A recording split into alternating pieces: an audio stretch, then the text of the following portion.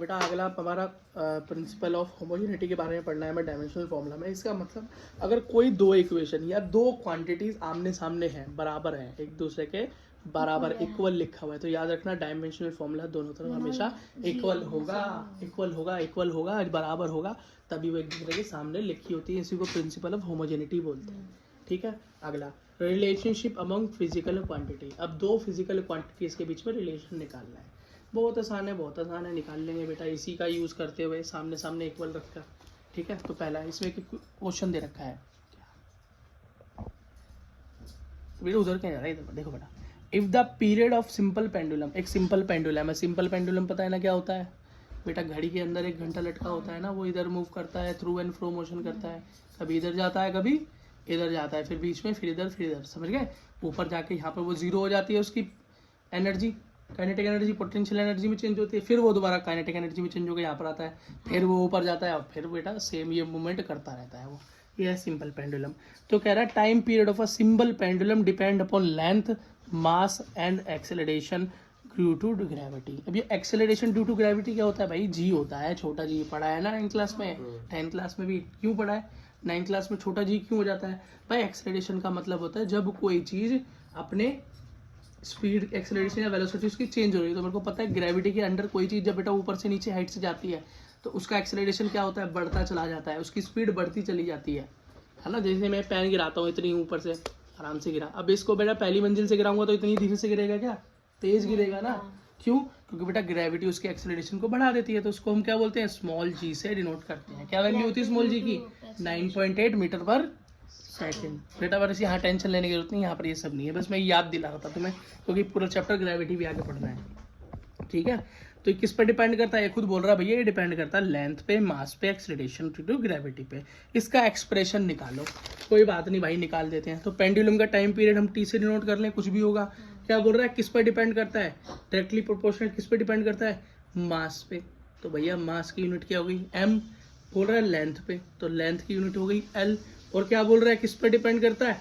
Acceleration पे। किस पे? एक्सेलरेशन पे। और एक्सेलरेशन ड्यू टू ग्रेविटी क्या होती है बेटा? L T minus 2। ये बेटा हमने ड्राइव किया है। ठीक है। ये इसका डायमेंशन फॉर्मूला है।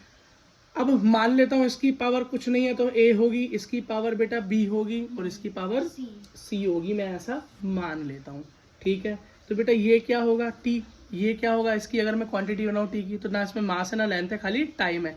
तो इसकी यूनिट क्या हो जाएगी? इक्वल करना पड़ता है ना ऊपर वाले में। तो m0 l0 और t की पावर 1 इज इक्वल्स टू किसका हो गया? जब बेटा ये प्रोपोर्शनलिटी का हम साइन हटाते हैं ना 11th में, समझ लो हमारे हाँ साइंस के अकॉर्डिंग जब भी प्रोपोर्शनलिटी का साइन हटाया जाता है तो बेटा उसके सामने एक कांस्टेंट लगा देते हैं, बराबर करके कांस्टेंट लगा देते हैं। ठीक।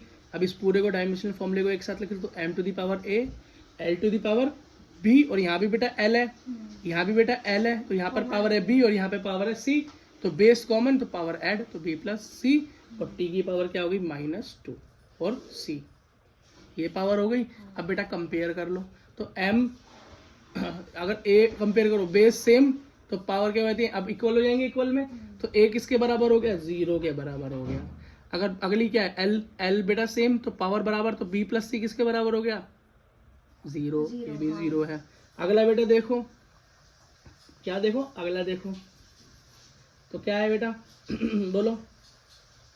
c इसके इक्वल है 2 माइनस 2c, किसके इक्वल है? t में, टी सेम तो ये हो गया 1 के इक्वल। किसके हो गया बेटा? 1 के इक्वल हो गया। तो c बेटा क्या हो गया? c हो गया -1/2, ये तो हो गया -c/2। अभी जो c की वैल्यू आई है बेटा इस पे पुट कर दो तो b की वैल्यू हो जाएगी।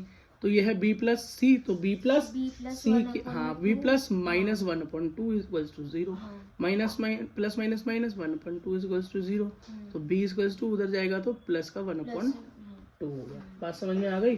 तो बेटा एक्चुअली में t का जो वैल्यू निकला है वो क्या निकल के आ गई? वो निकल के आ गई बेटा कांस्टेंट तो है ही k, और यहाँ पे बेटा हमारी वैल्यू आ गई m0। आप बोलोगे भैया m क्यों नहीं निकाला? तो बेटा मास पे डिपेंड नहीं करता है वो टाइम पीरियड। ठीक है। लेंथ क्या आ गई आपकी? लेंथ की वैल्यू क्या थी? b प्लस सी, और b प्लस सी आपका क्या निकल कर आया? आपने क्या निकाला? 1/2 के बराबर, तो l हो गया 1/2। और एक्सेलरेशन ड्यू टू ग्रेविटी को g लिख सकता हूँ, a की जगह पे g लिख सकता हूँ, और बेटा वो मैंने क्या निकाला था, जी किसके बराबर निकाला था बोलो, -1/2 के बराबर, ये रहा ना सी। तो ये लिख सकता हूँ। तो बेटा यहाँ पर जब कांस्टेंट हटाते हैं तो आता है यहाँ पर 2 इस केस में, अभी बताता हूँ क्यों आ रहा है। और बेटा इसको मैं लिख सकता हूँ ऊपर, मास को हटा दो कुछ नहीं बचा, तो L/g। अभी बोलोगे अंडर रूट कैसे आ गया, तो बेटा किसी की पावर जब 1/2 होती है तो इसका यही मतलब होता है कि वो अंडर रूट में है। और ये नीचे क्यों चला गया, क्योंकि माइनस में था तो ये नीचे चला गया, और दोनों बेटा या भी अंडर रूट या भी अंडर रूट को कॉमन अंडर रूट ले लिया। तो बेटा सिंपल पेंडुलम के टाइम पीरियड निकालने का फॉर्मूला यही तो होता है, हमने ड्राइव कर दिया बेटा होमोजेनिटी के प्रिंसिपल से। ठीक, अब ये देखो 2 कैसे आया भाई, 2 इसलिए आया जब बेटा सिंपल पेंडुलम मूव करता है ना, तो जो एंगल बनाता है वो बनाता है बेटा 180 डिग्री वाला एंगल। तो उस एंगल को ही बेटा हाफ करते हैं हम, क्या करते हैं 2 वो मल्टीप्लाई करके 2 करते हैं तो 360 काउंट किया जाता है। क्यों, है तो सर्कुलर मोशन का ही पार्ट ना, इसलिए बेटा ये कांस्टेंट 2 के इक्वल आता है।